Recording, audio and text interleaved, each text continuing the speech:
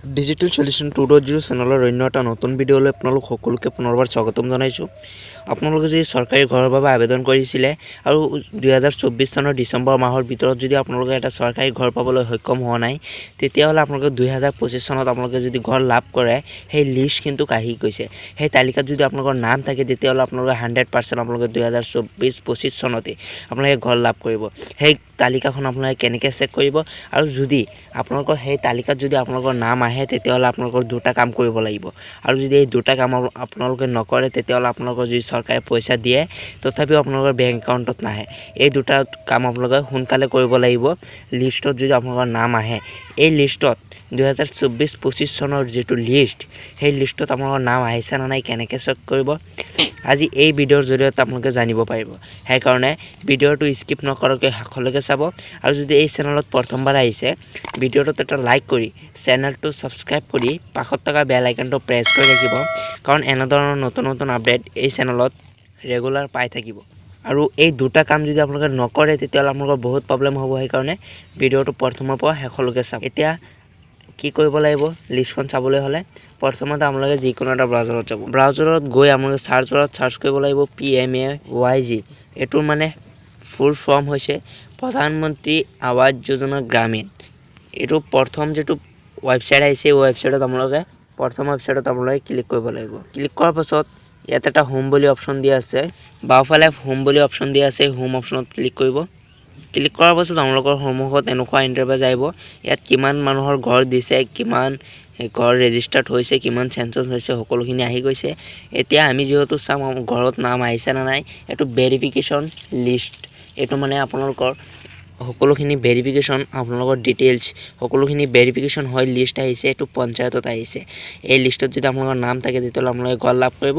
আৰু লাষ্টত ভিডিঅ'ৰ শেষত দুটা কথা ক'ম, এই দুটা কাম যদি আপোনালোকে নকৰে, তেতিয়াহ'লে আপোনালোকৰ ভেৰিফিকেশ্যন হ'লেও আপোনালোকে ঘৰ লাভ নকৰে। এতিয়া লিষ্টখন কেনেকৈ চাব লাগিব, ইয়াত আৱাৰ চব অপশ্যনত আপোনালোকে ক্লিক কৰিব। আৱাৰ চব অপশ্যনত ক্লিক কৰাৰ পাছত ইয়াত আপোনালোকে ৰিপৰ্ট অপশ্যনত ক্লিক কৰিব, 2 নম্বৰটোত। ৰিপৰ্ট অপশ্যনত ক্লিক কৰাৰ পাছত আপোনালোকৰ এনেকুৱা ইণ্টাৰফেচ আহিব। এতিয়া আপোনালোকে কি কৰিব, ইয়াত চাওক, ইয়াত সকলোখিনি ডিটেইলছ আহি গৈছে।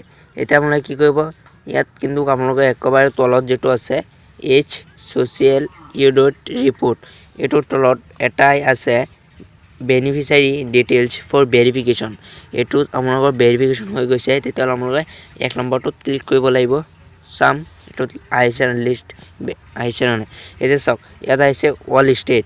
ইয়াত এই ৱাল ষ্টেটত আপোনালোকে ক্লিক কৰিব লাগিব। এইটোত ক্লিক কৰিব। প্ৰথমত ক্লিক কৰি আপোনালোকৰ আমাৰ ৰাজ্য যিহেতু আসাম হয়, কাৰণে আমি আসাম চিলেক্ট কৰিম। 2 নম্বৰত আপোনালোকে ক্লিক কৰিব। ক্লিক কৰাৰ পাছত আপোনালোকৰ যিটো ডিষ্ট্ৰিক্ট হয়, সেই ডিষ্ট্ৰিক্টটো আপোনালোকে চিলেক্ট কৰি ল'ব, আপোনালোকৰ নিজৰ ডিষ্ট্ৰিক্টটো। এতিয়ালৈকে যদি চেনেলটো ছাবস্ক্ৰাইব কৰা নাই, চেনেলটো ছাবস্ক্ৰাইব কৰি লওক। তাৰপাছত 3 নম্বৰ অপশ্যনত ক্লিক কৰিব। 3 নম্বৰ অপশ্যনত ক্লিক কৰি আপোনালোকৰ যিটো ব্লক হয়, সেই ব্লকৰ নামটো ইয়াতে দি দিব। দিয়াৰ পাছত আপোনালোকে 4 নম্বৰ অপশ্যনত ক্লিক কৰিব।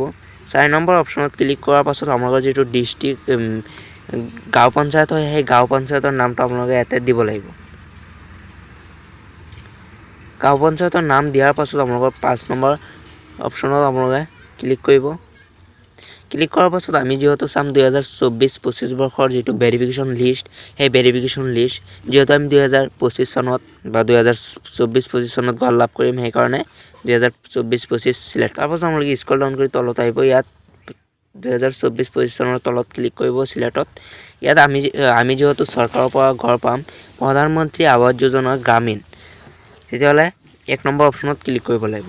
ক্লিক কৰাৰ পাছত ইয়াত যিটো কেপচা, এই কেপচাটো ইয়াত বহুৱাই দিব লাগিব। এই কেপচাটো বহুৱাই দিব আপোনালোকে। মাইনাছ থাকিলে মাইনাছ দি বহুৱাব, আৰু যদি প্লাছ থাকে প্লাছ দি আপোনালোকে বহুৱাই দিব। বহুৱাই আপোনালোকে ছাবমিট অপশ্যনত আপোনালোকে ক্লিক কৰি দিব।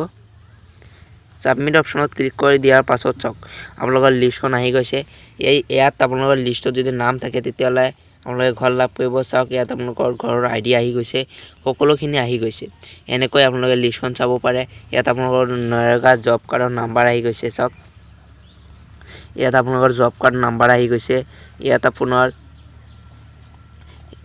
কেতিয়া ভেৰিফিকেশ্যন হৈছিলে সেইটো আহি গৈছে ইয়াত ঘৰৰ আইডি আহি গৈছে সকলোখিনি আহি গৈছে যদি আপোনালোকে বিচাৰে এই লিষ্টখন ডাউনলোড কৰিব বিচাৰে তেতিয়াহ'লে স্ক্ৰল ডাউন কৰি ওপৰৰ ফালে আহিব অহাৰ পাছত ইয়াত এটা অপশ্যন দিয়া আছে ৰঙা কালাৰৰ ডাউনলোড PDF বুলি আপোনালোকে এই ডাউনলোড PDF অপশ্যনত আপোনালোকে ক্লিক কৰি দি আপোনালোকে এইটো ডাউনলোড কৰিব পাৰে এতিয়া দুটা কথা হ'ল আপোনালোকে যদি এই লিষ্টত যদি আপোনালোকৰ নাম আহে তেতিয়াহ'লে আপোনালোকে কৰিব লাগিব প্ৰথমত কৰিব লাগিব আপোনাৰ বেংক একাউণ্টত আধাৰ কাৰ্ড লিংক থাকিব লাগিব আধাৰ কাৰ্ড লিংক থকাটো বাধ্যতামূলক আধাৰ কাৰ্ড লিংক থাকিব লাগিব আপোনাৰ বেংক একাউণ্টৰ সৈতে 2 নম্বৰত আছে আপোনাৰ যেটো বেংক একাউণ্ট আছে হেতুত আপোনালোকৰ DBT লিংক কৰি থাকিব লাগিব মানে চৰকাৰে যে আপোনাক পইচা দিয়ে হেতু ডাইৰেক্ট বেনিফিচিয়াৰী ট্ৰান্সফাৰ কৰে সেই কাৰণে আপোনালোকে DBT লিংক কৰি ৰাখক আৰু এনে ধৰণৰ নতুন আপডেট আপোনালোকে এই চেনেলত পাই থাকিবলৈ হলে আপোনালোকে ভিডিওটো এটা লাইক কৰি চেনেলটো সাবস্ক্ৰাইব কৰি ৰাখিব